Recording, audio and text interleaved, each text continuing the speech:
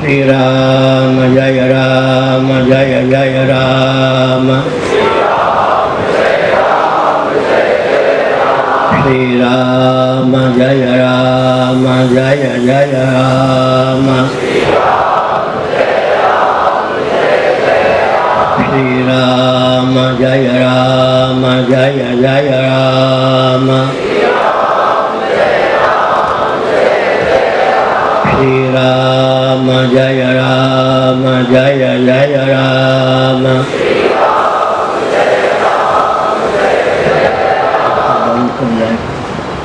धर्म की अधर्म का प्राणियों में विश्व का गौ माता की गो हत्या भारत सर्वभूत हृदय धर्म सम्राट श्री स्वामी करपात्री जी महाराज की श्री जगन्नाथ महाप्रभु की श्री बलभद्र महाप्रभु की भगवती सुभद्रा देवी की चक्र सुदर्शन महाभाग की वृंदावन विहारी लाल की हर हर महादेव।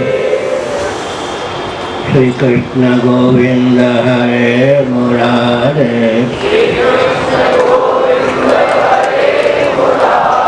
हे नाथ नारायण वासुदेव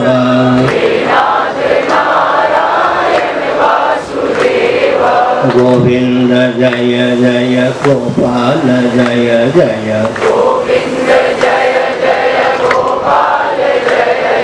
राधा रमण हरि गोविंद जय जय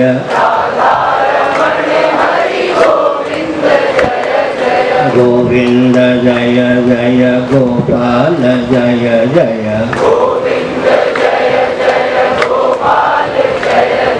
राधा रमण हरि गोविंद जय जय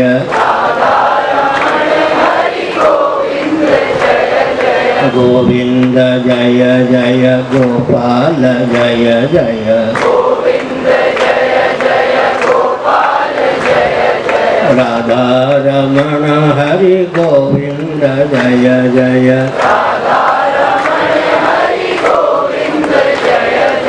गोविंद जय जय गोपाल जय जय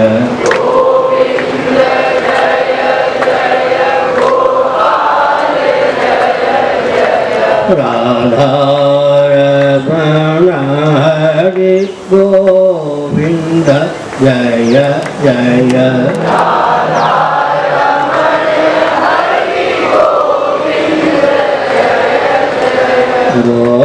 गोविंद जय जय गोपाल जय जय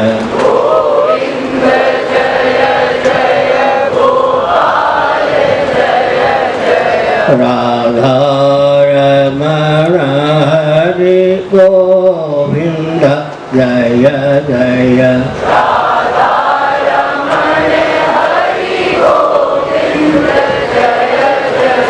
श्री वृंदावन विहारी लाल की जय। हम हिंदू राष्ट्र बनाएंगे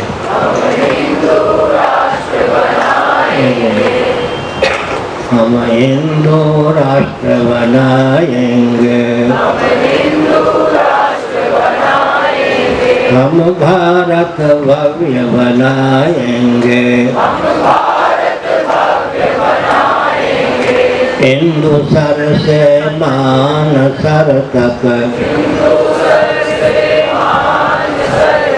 भारत बृहद बनाएंगे स्वास्तिक चिन्हित सूर्य अंकित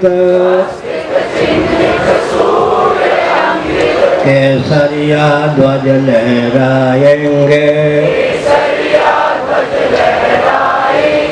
हम हिंदू राष्ट्र बनाएंगे हम भारत भव्य बनाएंगे हम भारत बृहद बनाएंगे, वंदे मातरम, वंदे मातरम, वंदे मातरम। नारायण। धर्म अध्यात्म राष्ट्र से संबद्ध कोई प्रश्न हो पूछ सकते हैं।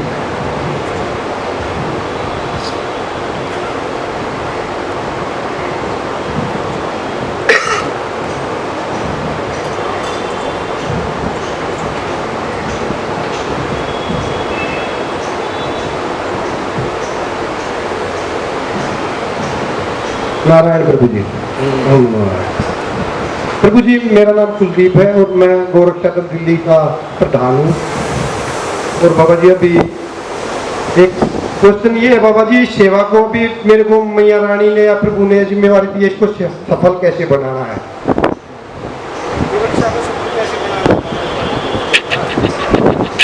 दूर रख के बोलिए बाबा जी। अभी गोरक्षा को ये जो हमें दायित्व तो मिला है, तो अभी इसको हमने सफल कैसे बनाना है?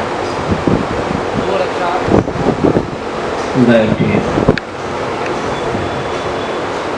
7 नवंबर 1966 को मेरी आंखों के सामने 400 से अधिक भक्त बनवा दिए गए। दिल्ली है नहीं है, इंदिरा गांधी जी का शासन था। एक मुलायम सिंह हुए हैं, उन्होंने राम भक्तों को गोली से बुलवाया। कैसे कहें कि भारत स्वतंत्र है? हम स्वतंत्रता के पक्षधर हैं। कोई राम भक्तों को गोली से बुलवा कर राज्य करता है, कोई गो भक्तों को गोली से बुलवा कर राज्य करती है, करता है, उस देश में रह रहे हैं। गोरक्षा का जब प्रश्न उठता है तो विचार करने की आवश्यकता है। बैलगाड़ी का समय प्राय लुप्त हो गया। ट्रैक्टर, मालगाड़ी, ट्रक आदि के माध्यम से माल ढोए जाते हैं। तो महायंत्रों के माध्यम से जिसकी उपयोगिता को लुप्त कर दी जाती है, उस प्राणी की प्रजाति का लोप हो जाता है। साथ ही साथ कृत्रिम दूध के द्वारा वो माता का भी हनन हो ही रहा है। ऐसी स्थिति में समग्र गौवंश की रक्षा तो तभी हो सकती है जब कृषि प्रणाली शास्त्रीय विधा से हो, प्राचीन विधा से हो। कृत्रिम खाद का युग भी आ गया है। पंजाब आदि में ऐसे इंजेक्शन के आविष्कार किए गए हैं जिनके प्रयोग से बछड़े उत्पन्न ही नहीं होते हैं। तो जब तक शासन तंत्र हमारी संस्कृति के अनुसार नहीं होगा, खेती की, कृषि की प्रक्रिया, सामग्री को ढोने की प्रक्रिया प्राचीन प्रथा से नहीं होगी, तब तक समग्र गोवंश की रक्षा नहीं कर सकते। 1966 में विनोबा जी ने कोई विपरीत टिप्पणी कर दी। अगर वो विपरीत टिप्पणी नहीं करते तो इतने गोभक्त नहीं मारे जाते। कालांतर में विनोबा जी गोरक्षा की चर्चा करने लगे तो इंदिरा जी ने कहा कि अब तक तो मैं चाचा कहती थी, जेल के सिकंजे में सर के बढ़ना हो तो गोरक्षा की बात करो बाबा। यही हुआ भी। स्वतंत्रता के कोई लक्षण तो भारत में दिखाई नहीं पड़ते। हम स्वतंत्रता के पक्षधर हैं। कहीं कहीं तो स्वतंत्रता के बाद पतन का मार्ग अधिक प्रशस्त हुआ है। गणतंत्र भारत में शिखा सुख संपन्न ब्राह्मण क्षत्रिय वैश्य आदि होते थे, आज तो नहीं है। संस्कृति की दृष्टि से, सांस्कृतिक दृष्टि से तो ह्रास ही परिलक्षित होता है। भारतीय वेशभूषा में पुरुष भी नहीं दिखाई पड़ते। तो जब अपनी संस्कृति के प्रति गर्व नहीं है, जबकि सनातन धर्म का जो भी सिद्धांत है, दर्शन, विज्ञान, व्यवहार, तीनों दृष्टियों से भी अत्यंत उपयोगी है। सनातन धर्मियों का वेदादि शास्त्र सम्मत भोजन, वस्त्र, आवास, शिक्षा, स्वास्थ्य, यातायात, उत्सव, त्योहार, रक्षा, सेवा, न्याय, विवाह का प्रकल्प, रॉकेट, कंप्यूटर, एटम मोबाइल युग में भी सर्वोत्कृष्ट है, उसको समझकर उसके अनुपालन की आवश्यकता है। अब अंग्रेज बहुत बढ़िया व्यंग कसते हैं। वे कहते हैं कि अब तो आपका देश स्वतंत्र है, अब अगर दिशाहीनता है तो हम तो दोषी नहीं हैं। बात क्या है, अंग्रेज़ों के शासनकाल में अंग्रेज उतने सफल नहीं हुए जितने कि आज स्वतंत्र भारत में सफल हो रहे हैं। देश को चलाने वाले के मस्तिष्क में अंग्रेजियत है ही, तो वे विकास के नाम पर विनाश करते ही हैं। वर्तमान प्रधानमंत्री मेरे बहुत परिचित हैं, मेरे पास शपथ ग्रहण करने के पहले 45 मिनटों तक बैठे थे।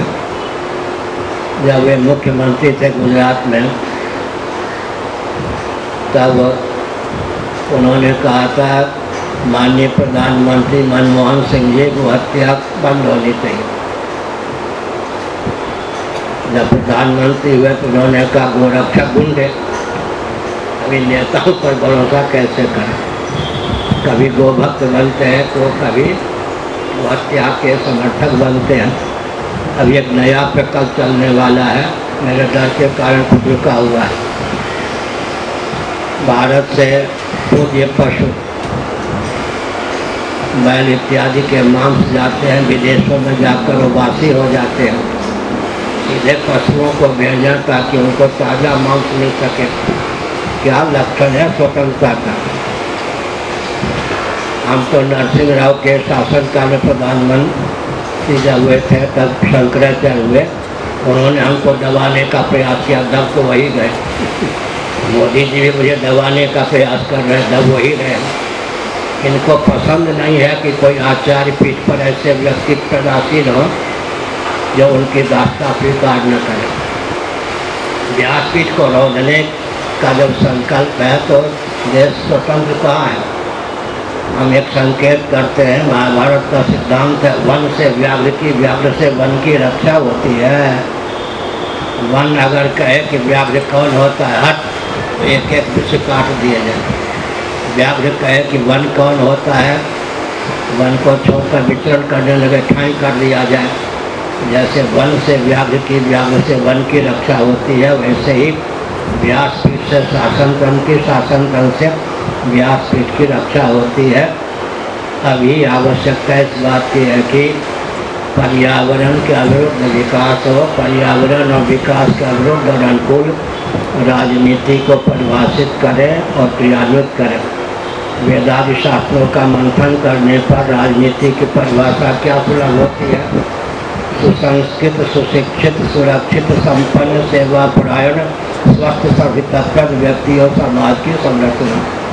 राजनीति की सार्वभौम परिभाषा यही है, सुसंस्कृत, सुशिक्षित, सुरक्षित, संपन्न, सेवापरायण, स्वस्थ, सभी तत्पर व्यक्ति और समाज की संरचना। आजकल सनातन शास्त्र सम्मत विधा से वर्णाश्रम व्यवस्था जो है उसको कोसे बिना मोहन भागवत जी को भी नींद नहीं आती है, जब तो ब्राह्मण को न उत्पन्न है। हम संकेत करते हैं शिक्षा, रक्षा, अर्थ और सेवा के प्रकल्प संतुलित रहे, बिना परिवार नियोजन गर्भपात के जनसंख्या संतुलित रहे, मातृशक्ति का शील सुरक्षित रहे। इसकी कोई विधा है क्या। सनातन धर्म को छोड़ दें, वर्णाश्रम व्यवस्था को न माने तो शिक्षा, रक्षा, अर्थ और सेवा के प्रकल्प संतुलित रहे, मातृशक्ति का शील सुरक्षित रहे, बिना परिवार नियोजन गर्भपात के जनसंख्या संतुलित रहे और कोई मार्ग ही नहीं है। इसलिए सनातन सिद्धांत को समझने की आवश्यकता है।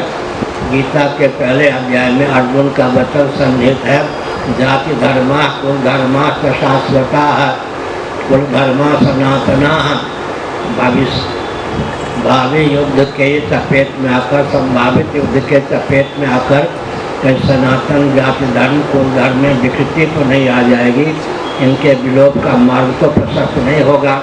आज जो आता है विकास के नाम पर जाति धर्म कुल धर्म को विकसित और विलुप्त करने का ही प्रयास करता है। लेकिन जाति धर्म कुल धर्म जो सनातन है, इतने सुदृढ़ हैं, वैज्ञानिक हैं कि जिन्होंने जाति धर्म कुल धर्म को विकसित करने का प्रयास किया वो विकसित हो गए, विलुप्त करने का प्रयास किया वो विलुप्त हो गए। और कोई प्रश्न? पहले प्रश्न का उत्तर विस्तार पूर्वक दिया जाता, फिर बहुत समाज से निम्न उत्तर मिलता है। गुरुदेव, आपके चरणों में प्रणाम। गुरुदेव, पिछले कुछ वर्षों से भारतीय सेना में महिलाओं की भागीदारी बढ़ रही है। इसके प्रति मेरा सवाल ये है कि सेना में महिलाओं का भागीदारी की समस्त विधा क्या होनी चाहिए और जो सर्वसामान्य हैं सेना में उनका क्या कर्तव्य होना चाहिए? फूलरी मर्दानी वो तो झांसी वाली रानी थी, बुंदेलहर बोलो कि हमने सुनी कहानी। वाराणसी में मायके था झांसी की रानी का, ब्राह्मण घर की थी। ननिहाल में उसने ये धनुष आदि का प्रशिक्षण प्राप्त किया था। अवसर आने पर जौहर दिखाया। फूलरी मर्दानी वो तो झांसी वाली रानी थी, बुंदेलहर बोलो की हमने सुनी कहानी थी। मातृशक्ति को लेकर मैं इतना ही बोलना उचित समझता हूँ कि यह मत समझें कि वेदांत शास्त्रों में उनकी प्रगति को रोका गया है या कुंठित किया गया है। दो बातों का ध्यान रखें, स्वास्थ्य और शील। स्वास्थ्य और शील के विरुद्ध और अनुकूल ही निषेध है शास्त्रों में। और कभी कभी राष्ट्र के अस्तित्व आदर्श की रक्षा के लिए, शील के अस्तित्व की रक्षा के लिए शरीर को भी होना पड़ता है। पद्मिनी इत्यादि का इतिहास हमारे यहाँ है। सामान्य नियम यह है, मातृशक्ति जितने छलांग लगाना चाहें लगावें, लेकिन शील और स्वास्थ्य के विरुद्ध। दूसरी बात है कि आजकल गृह मंत्री होना किसी को पसंद नहीं है। अमित शाह को भी संभवतः पसंद ना हो, प्रधानमंत्री सब होना चाहते हैं। गृह मंत्रालय का दायित्व इनको प्राप्त है, इसलिए इनको गृहिणी कहा जाता है। अब गृह मंत्रालय इनको पसंद नहीं है, प्रधानमंत्री होकर ही है, घूमना चाहते हैं। तो घर की जो दशा होनी चाहिए गृह मंत्रालय के बिना होएगा। बच्चों का पालन पोषण भी दाई के द्वारा होता है, नौकर के द्वारा होता है। बच्चों को लाड़ प्यार बात से मिलता ही नहीं, वो कर्कश होते हैं, मातृभक्त पितृभक्त हो ही नहीं पाते हैं। इसलिए जो शास्त्र सम्मत मर्यादा है, गृह मंत्रालय को यह संभालने पुरुष प्रधानमंत्री विदेश मंत्री का काम करें। सब अगर प्रधानमंत्री विदेश मंत्री हो जाएंगे तो घर की क्या दशा हो। गृहिणी का होता है ना, गृह मंत्रालय इनके पास है। कुल देवी, कुल देवता, कुलाचार, इन सब का प्रशिक्षण तो माताओं के द्वारा ही संभव है। इसलिए मदालसा जैसी मातृशक्ति हो, लोरी गागा कर अपने बच्चे को जीवन मुक्त बना दे। झांसी की रानी की तरह देवियाँ हों।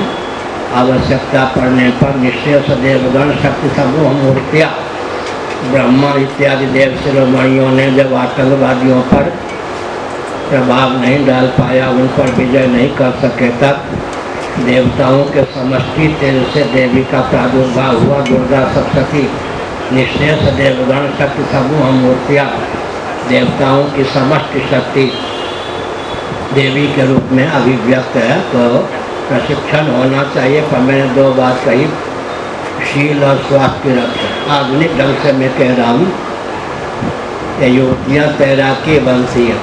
जो युवतियाँ तैराकी बनती हैं, युवकों के देखा देखी आधुनिक विज्ञान के अनुसार उनका गर्भाशय गर्भ धारने योग्य नहीं रहता। जो युवतियाँ दौड़ती हैं उनका गर्भाशय भी गर्भ धारण करने के योग्य नहीं रहता। इसलिए हमने संकेत किया स्वास्थ्य और शील के विरुद्ध माताओं का विकास अपेक्षित है। बैठ जाओ, क्या कह रहे थे?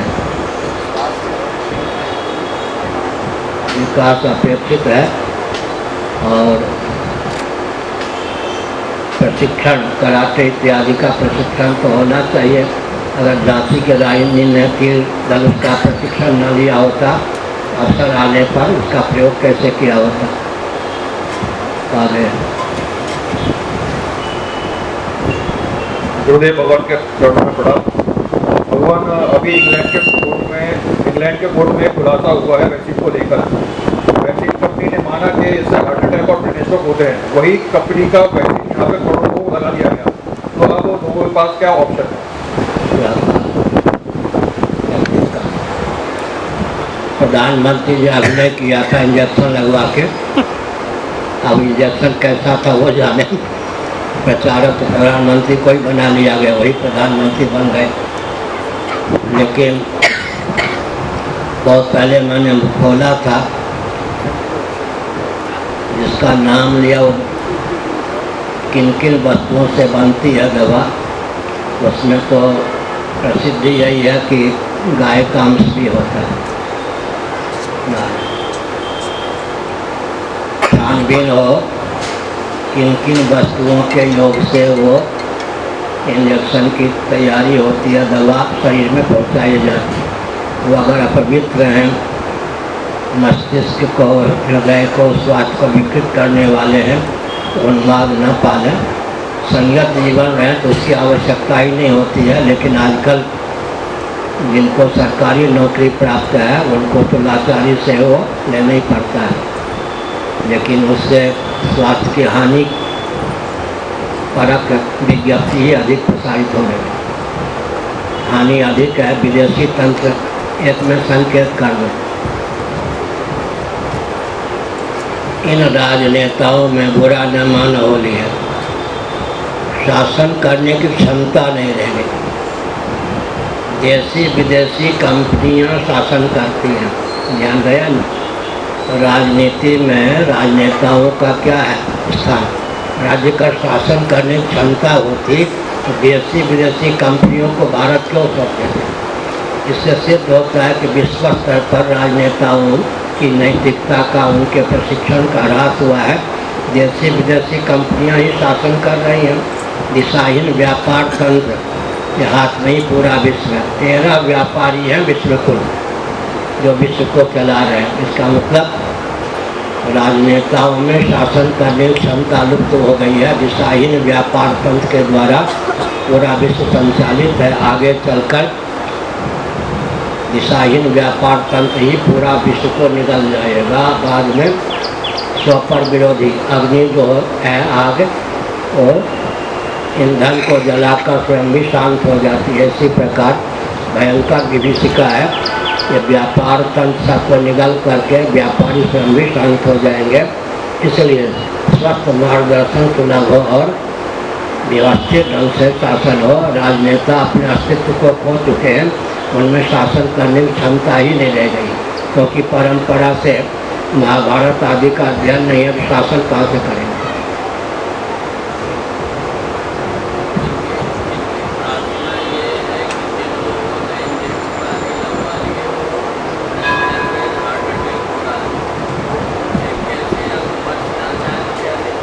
वही तो मैंने कहा, हार्ट अटैक हो रहा है तो मक्खन खाएं, दही का सेवन करें।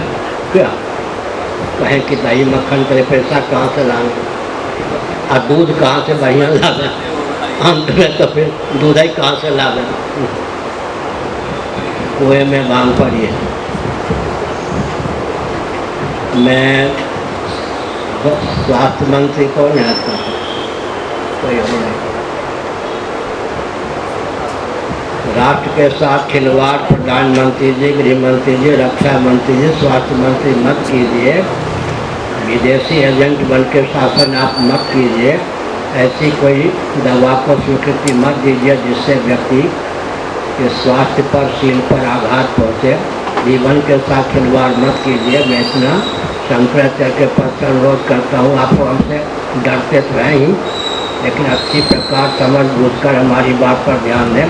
व्यक्ति के जीवन के साथ जनसंख्या को कम करने का प्रकल्प मत दवा के नाम पर निकालें। जरा स्वयं चख के देखिए फिर क्या होता है। आप जीवित नहीं रहेंगे, स्वस्थ नहीं रहेंगे। जनता के साथ खिलवाड़ मत कीजिए और व्यापार तंत्र का एजेंट बनकर शासन मत कीजिए। इतना मैं भारत की राजधानी में कह रहा हूँ। हाँ।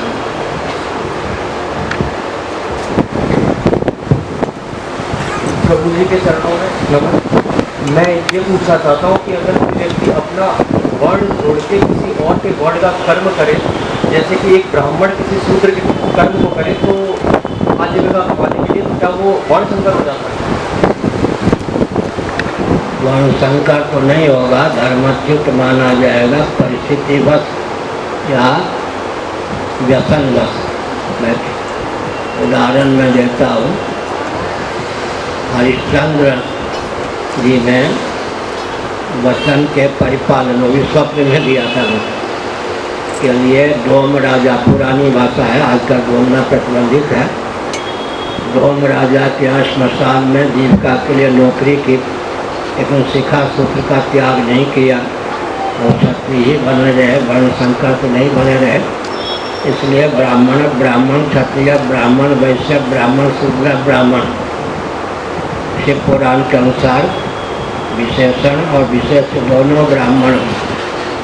आजकल तो कठिन है, ब्राह्मणोचित ढंग से जीविका का निर्वाह ही कठिन है। विशेषण भी ब्राह्मण, विशेष भी ब्राह्मण, तब ब्राह्मण ब्राह्मण एक नंबर का ब्राह्मण। ब्राह्मण कुल में सचमुच जन्म हुआ है, क्षत्रियोचित विधा से जीविका निर्वाह करते हैं। यह आचार विचार क्षत्रियोचित है, क्षत्रिय ब्राह्मण। वैश्योचित विधा से जीवन यापन करते हैं, वैश्य ब्राह्मण। शूद्रोचित विधा से जीवन यापन करते हैं, शूद्र ब्राह्मण। विशेष नहीं बदलेगा, विशेषण जिसको एडजेक्टिव कहते हैं वो बदल जाएगा। जैसे कोई गाय लंगड़ी भी हो, मार देंगे तो गौतिया तो लगेगी, दूध ना दे तो भी गाय की गाय तो संज्ञा रहेगी। ऐसे हाँ, एक और बात, श्रीधर स्वामी जी ने भाष्य के संदर्भ में श्रीमद् भागवत पर जो भाष्य है, श्रीधरी टीका जिसको कहते हैं, पूरी पीठ के 116 में शंकराचार्य श्रीधर स्वामी, उन्होंने एक मार्मिक तथ्य को अभिव्यक्त किया। जल का स्वभाव शीतल ही होता है, जल स्वरूपता स्वभावता मीठा ही होता है, लेकिन भूमंडल पर क्षार सिंधु के कारण खारे पानी की अधिकता है। फिर भी जल का लक्षण जब किया जाएगा तो बरसता हुआ जो जल है उसी का लक्षण जल वर्ण से श्वेत होता है, स्वादयुक्त होता है, मीठा होता है, खारा नहीं होता है, स्निग्ध होता है, यही लक्षण होगा। अपवाद स्थल एक्सेप्शन का क्षेत्रफल अधिक हो जाने पर भी सिद्धांत नहीं बदलता, नियम नहीं बदलता। श्रीधर स्वामी सत्य को उद्घाटित किया। खारे जल की अधिकता होने पर भी, और एक विचित्र बात है, क्षार सिंधु के तट पर जगन्नाथपुरी है, वहाँ सब मीठा ही जल है, कुआं इत्यादि में। मीठा जल यमुना नदी के तट पर वृंदावन है, वहाँ खारा ही पानी, तो भगवान की लीला है। वृंदावन तो यमुना के तट पर है ना, यमुना जल तो मीठा है, लेकिन वहाँ जहाँ कुआं खोदो पानी खारा ही मिलेगा। और समुद्र के तट पर पुरी में जहाँ कुआं खोदो वहाँ जल मीठा ही बनेगा, भगवान की विचित्र लीला। चार सिंधु के तट पर मीठा जल और यमुना जी के तट पर खारा जल, ये भगवान की लीला ही है। हमने कहा अपवाद स्थल अधिक होने पर भी नियम नहीं बदलता। जैसे कि जल शीतल होता है, स्वभाव को लेकर प्रश्न चिन्ह उपस्थापित नहीं किया जाता। भगवान शंकराचार्य ने तथ्य को उद्घाटित किया, स्वभाव को लेकर प्रश्न चिन्ह उपस्थापित नहीं किया जाता। जल क्यों शीतल, यह प्रश्न उठता है। जल अगर उष्ण हो तो जल उष्ण क्यों, यह प्रश्न हो जाता है।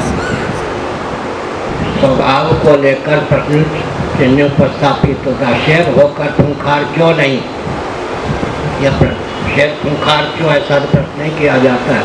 इसलिए हमने संकेत किया कि वर्ण के अनुसार कर्म हो तो सोने में सुगंध, नहीं तो जिस कुल में जन्म हुआ विशेष वही रहेगा, विशेषण में परिवर्तन हो जाएगा। तो एक नंबर का ब्राह्मण वही गिना जाएगा जो ब्राह्मणोचित आचार विचार से संपन्न होता हुआ ब्राह्मण कुल में उत्पन्न हुआ। आगे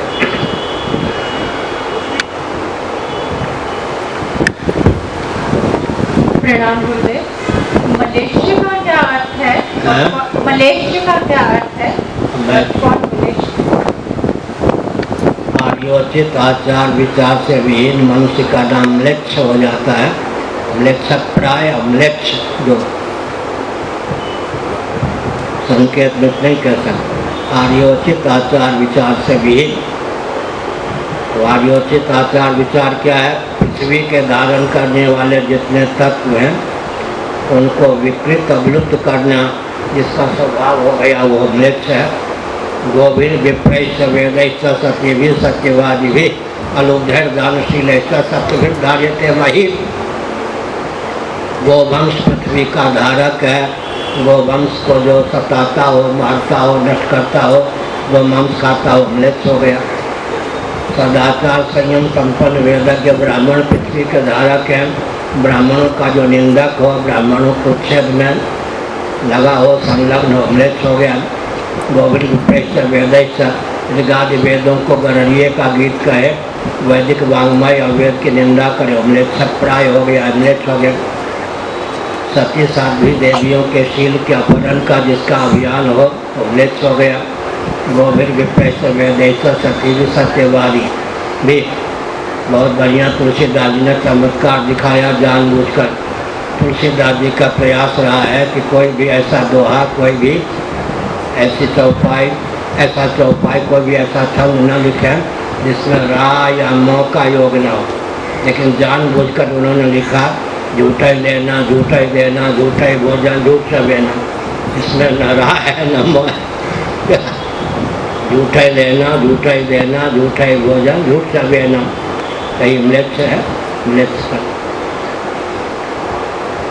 गोविंद विप्रैश्च वेदैश्च सत्यभिः सत्यवादिभिः अलुब्धैर् दानशीलैश्च। लोभ के वशीभूत होकर जो मर्यादा का अतिक्रमण करे और दानशीलता जिसके जीवन में ना हो, लुटेरा हो, वही म्लेच्छ हो गया।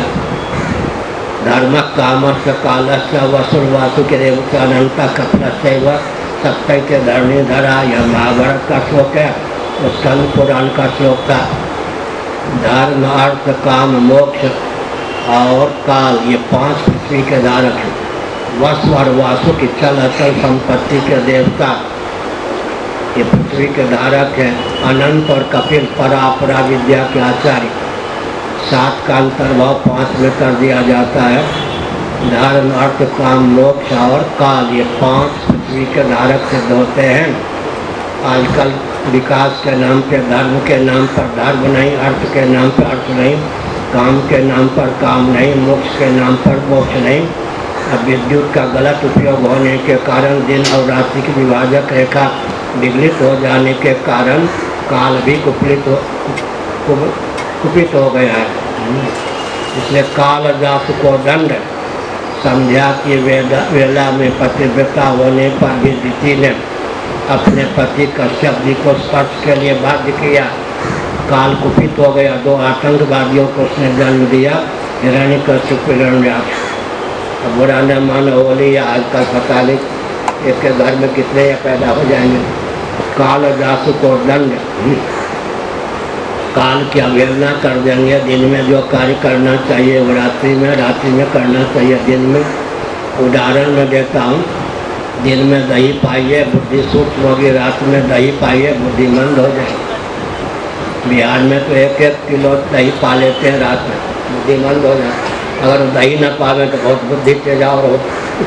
टीका हर्ष मिश्र थे, इतनी क्लिष्ट संस्कृत बोलते थे बचपन से कि पंडित लोग समझ नहीं पाते थे। अर्थ लगाने में उनका दिमाग चकराता था। भाई इसको दही पवाओ रात में, बुद्धि कुछ मंद हो जाए, तब जो बोलेगा तो हम समझ पाएंगे। हर्ष मिश्र इतने विद्वान थे जन्म जात, इस ढंग से बोलते थे कि उनकी भाषा को, संस्कृत को समझ पाना विद्वानों के लिए कठिन था। तो रात्रि में दही पवाया गया, उनकी बुद्धि कुछ स्थूल हो गई तो लोगों के काम आई। हमारी बुद्धि को स्थिर करने के लिए 2 बार हमको विष दिया गया, 36 बार हमको कांच दिया गया। इन लोगों ने नहीं, एक महात्मा गिरधारी के यहाँ 2 बार उसको विष दिया गया, 36 बार लगभग कांच दिया गया, और दैव योग से 5 बार सर्प ने काटा है, 1 बार विष्णुपुरा ने काटा, फिर भगवान के पास से धार थे।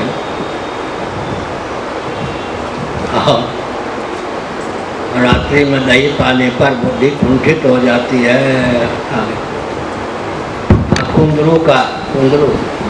कुंदरू की सब्जी पाने से बुद्धि कुंठित हो जाती है। बिहार आदमी में सब्जी बनाते था, वो न खावे, रात में दही न पावे, कुंदरू की सब्जी न पावे, उनकी बुद्धि पूरे विश्व को चला।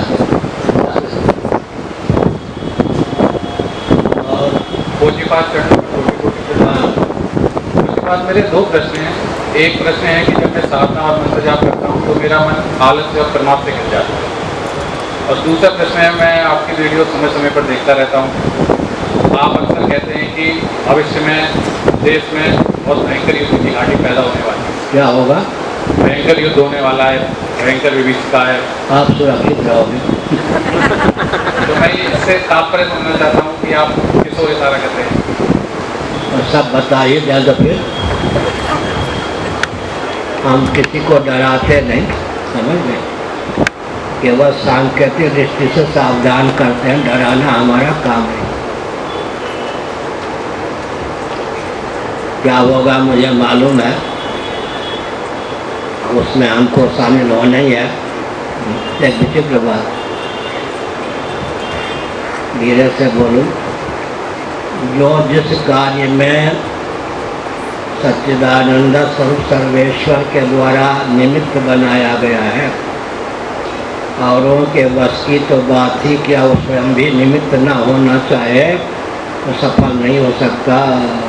क्या जो जिस कार्य की सिद्धि में सर्वेश्वर के द्वारा निमित्त बनाया गया है, औरों की तो बात छोड़ दीजिए, वह स्वयं भी ऐसा कर दिखावे, कदरावे, निमित्त होने से बचना चाहे तो भी नहीं बच सकता। निमित्तानि तपस्यामि विपरीतानि केशवा निमित्त मात्रम भव सभ्य साचिन। अर्जुन ने कहा निमित्तानि बहुवचन है, ऐसे ऐसे निमित्त में देख रहा हूँ जो विपरीत कुलक्षय कारक, और मैं स्वयं भी उसमें निमित्त बनूंगा ही। लेकिन जहाँ तक बनेगा, अनर्थ में जाति कुल के संभार में निमित्त न बनूं, प्रयास करूँगा। और मुझे लगता अनिच्छन्न कि मुझे उसमें निमित्त होना ही होगा। इसी प्रकार से हम तो बचपन के बाबा हैं, 17 साल की 10 साल की आयु में भागे थे, पकड़ लिए गए। 17 साल की आयु में भागे, दिल्ली में लाकर भाई के पास रख दिए गए। फिर जो भागे किसी का हाथ नहीं आए। पहले घर वाले कहते थे भीख मांगता है इधर से उधर, वंश में कुठार पैदा हुआ है, कुल्हारी। जब उनको मालूम पड़ा, वो मैंने नहीं, पूर्वाचार्य ने घोषणा की, संभवतः इस प्रांत के होंगे, स्कूल के होंगे, ब्राह्मण तो हैं ही। शंकराचार्य का कुल को तारने वाला हो गया, कुल चंदन हो गया। पहले क्या प्रमाण पत्र था, कुठार हो गया, फिर क्या हुआ, कुल तारक हो गया। न वो डिग्री चाहिए तो वो प्रमाण पत्र चाहिए। मार्ग पर चलते हैं, कोई पागल कहे, विक्षिप्त कहे, संत कहे, सिद्ध कहे, कोई चिंता नहीं। इसलिए आगे जो कुछ होगा मुझे मालूम है, उसमें मुझे क्या निमित्त बनना है ये भी मालूम है, लेकिन डराने की भावना नहीं। जिन्होंने प्रश्न किया वो सुरक्षित रहे। हिंदू राष्ट्र की जो उद्भावना है, इस उद्भावना को न सहने वाले घातक आक्रमण करने की तैयारी कर रहे हैं। तो लगभग 1 लाख की संख्या में हैं, तो होंगे अस्त्र शस्त्र से युक्त, अभी मालूम नहीं पड़ता। अंदर ही अंदर वो अपना सब प्रयास कर रहे हैं। वो जब धावा बोलेंगे तो हमारा जो रूप प्रकट होगा, मैंने संकेत कर दिया।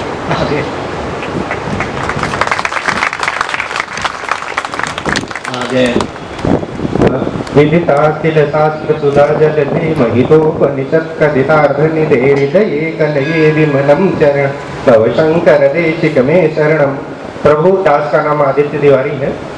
आपका दास का प्रश्न ये है कि मैं इस शहर में रह रहा हूँ काफ़ी दिनों से और बहुत मन से पीड़ा होती है ब्राह्मण होने के नाते।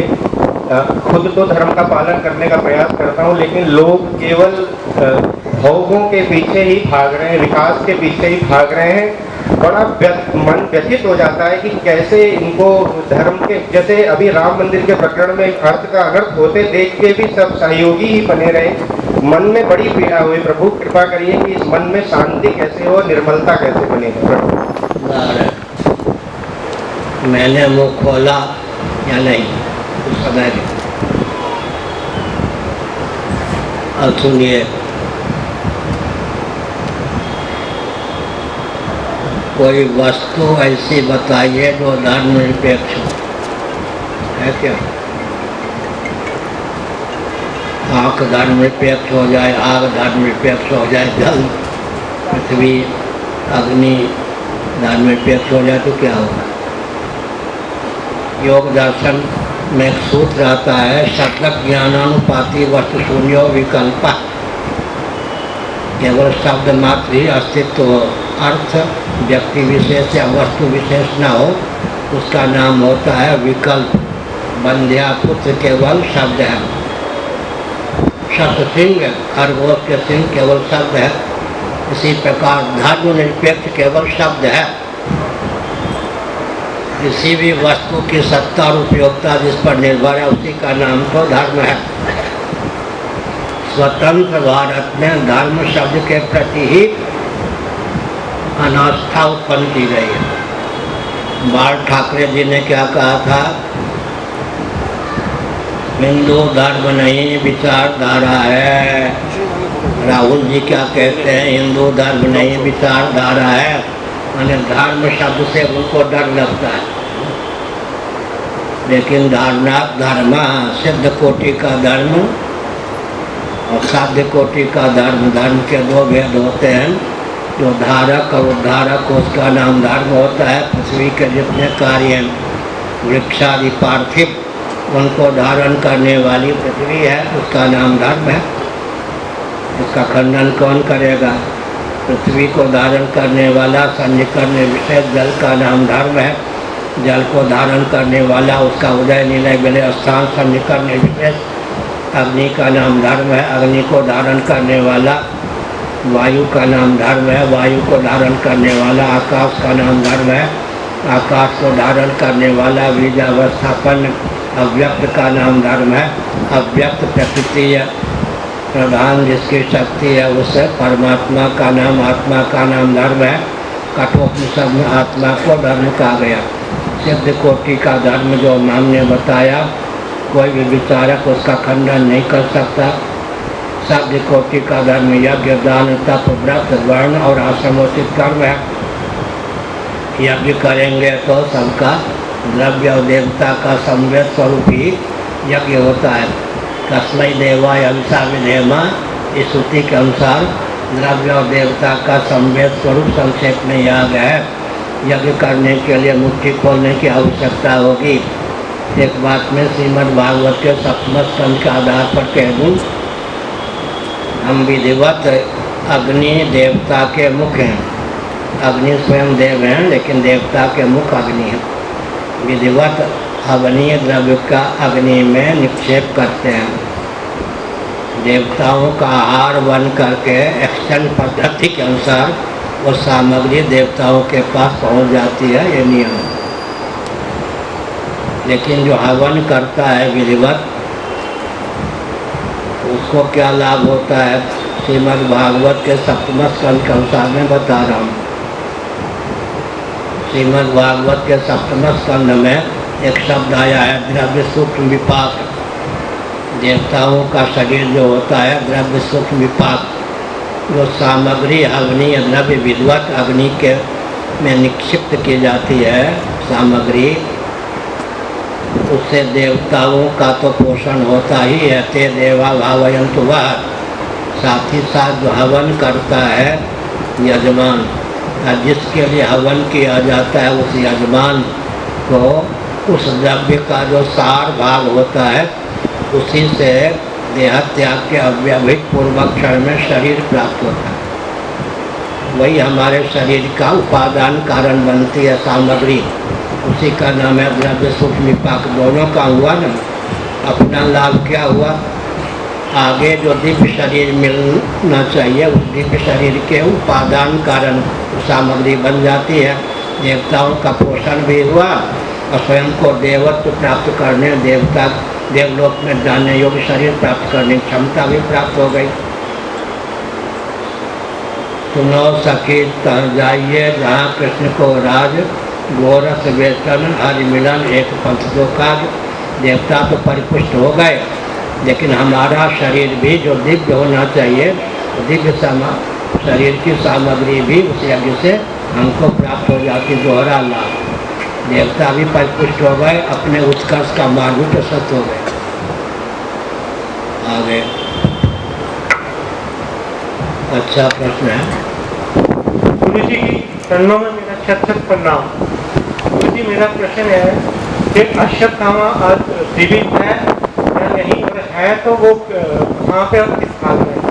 अच्छा, अश्वत्थामा बलो व्यासो हनुमान से विभीषण कृपा परशुराम सप्तैत्य चिरजीविना, 8वां मार्कंडेय। जैसे 7 पुरियाँ हैं, अयोध्या, मथुरा, माया, काशी, कांची, अवंतिका, द्वारावती, 8 जीव हैं। इनमें अश्वत्थामा, बलि, व्यास, हनुमान, विभीषण, परशुराम, मार्कंडेय में हनुमान जी तो अभी भी दर्शन देते ही हैं। अधिकृत व्यक्ति को अश्वत्थामा का भी दर्शन हो ही जाता है, परशुराम जी आदि का होता है।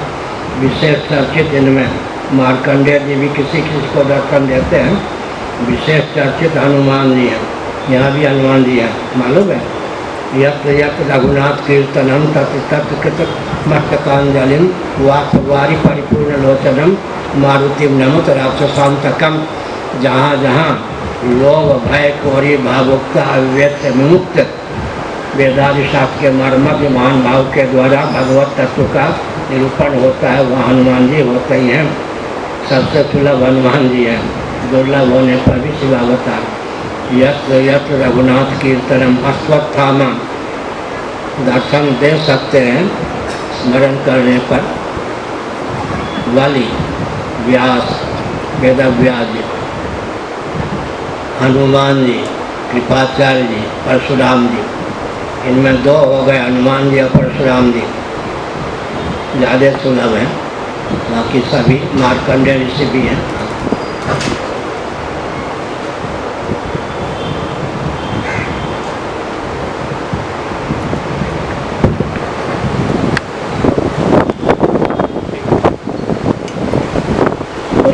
एक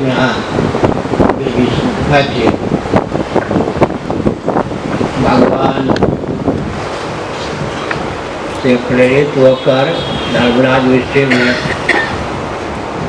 दक्षिण पर विजय प्राप्त करने के लिए सहदेव को भेजा।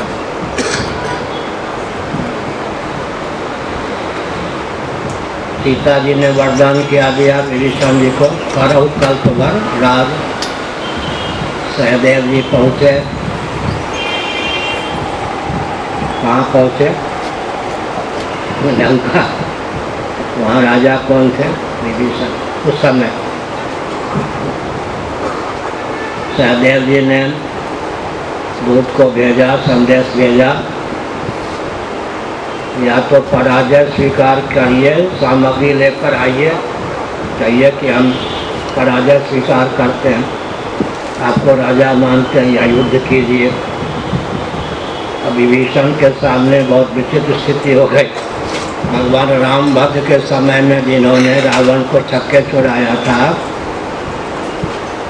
अब उसको आज का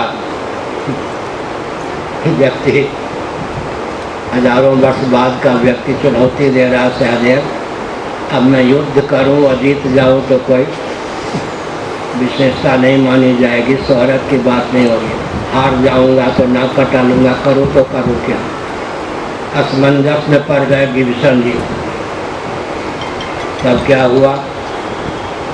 विभीषण जी ने सोचा मेरे राम जी ही इनके सहायक श्री कृष्ण होकर हैं, देश काल परिस्थिति को देखकर पांडवों की अधीनता स्वीकार कर लो। इसका मतलब सहदेव जी को विभीषण का दर्शन हुआ। आजकल वो लंका है या नहीं, तो ज्यों ज्यों महायंत्रों का प्रचुर आविष्कार प्रयोग होता है त्यों त्यों दिव्य वस्तुएं विलुप्त हो जाती हैं, दिव्य व्यक्तियों का दर्शन दुर्लभ हो जाता है। दिव्य चक्षु जिनको प्राप्त है उन्हीं को दिव्य वस्तुओं का व्यक्तियों का दर्शन होता है।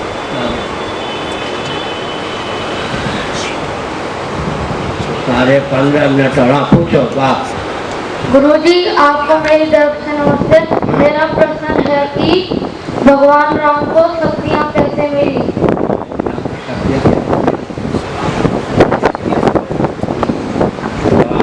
सीता जी की कृपा से और आपके सहयोग से। भगवती सीता की कृपा से और आपके सहयोग से शक्ति। उस समय आप कौन थे? कोई होंगे राम जी के भक्त आगे। भगवान सदा ही शक्तिमान है, तो उपासना के आधार पर कोई व्यक्ति भगवान नहीं बनता। यहाँ विकासवाद का सिद्धांत नहीं लागू है। भगवान सदा ही शक्ति संपन्न है। निरतिशय निहत है, सर्वशक्ति संपन्न का नाम ही ऐश्वर्य समग्र से सदैश्वर संपन्न भगवान ही है। उपासना के फलस्वरूप भगवान नहीं होते हैं। नित्य सिद्ध है, नित्य शक्ति संपन्न है। सर्वशक्ति संपन्न का नाम ही भगवान। कोई जीव विकासवाद के अनुसार भगवान नहीं होता। भगवान भगवान ही रहते हैं, भगवान भगवान ही है। गुरुदेव के चरणों मेरा कोटि कोटि नमन। गुरुदेव, मैं युद्ध कला का प्रशिक्षण लेता हूँ, तो मेरा प्रश्न ये है कि आगे जो विपरीतकालीन परिस्थितियाँ होने वाली हैं, विधर्मियों के पास आधुनिक हथियार हैं और हम जो प्रशिक्षण ले रहे हैं वो सिर्फ तलवारों का, धनुष बाण का, तो हम उनका कैसे सामना करें?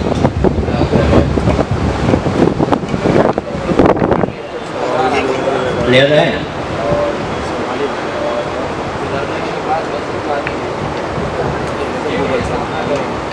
रावण रथी विरथ रघुवीरा देख विभीषण भयो अधीरा। बैठिए। भगवान राम भद्र तो विरथ थे, रथ रहित थे। रावण रथी था, विभीषण अधीर हो गए। कई विधि दीपता रिपु बलवाना। तो रामचरित मानस पढ़िए, वहाँ पर कहा गया जय जय हो सो चंदन आना। जिस रथ पर सवार होकर व्यक्ति विजयी होता है वो रथ कोई और ही है। वहाँ संयम नियम इत्यादि का उपदेश दिया गया है। दैवी संपद संपन्न व्यक्ति वायु सामग्री साधनों से न्यून भी हो तो भी उसे सफलता मिलती ही है। लेकिन एक विचित्र बात है, जिसकी प्रार्थना पर भगवान का प्रकट हुआ। राम जी आए, इंद्र आदि देवताओं को संकट प्राप्त था ना, वो इंद्र सहयोगी कब बना? जब देखा कि राम जी अब जीत ही जाएंगे, क्या पता रावण ही जीत जाए।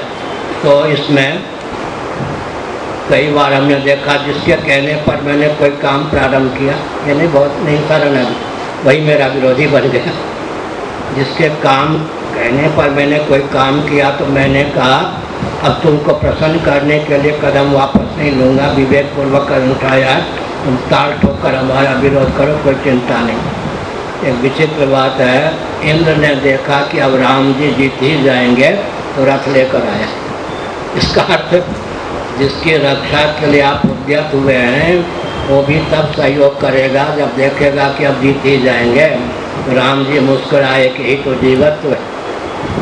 जिसकी रक्षा के लिए जिसकी प्रार्थना पर प्रकट राम जी प्रकट हुए थे वो इंद्र भी सहयोगी कब बना?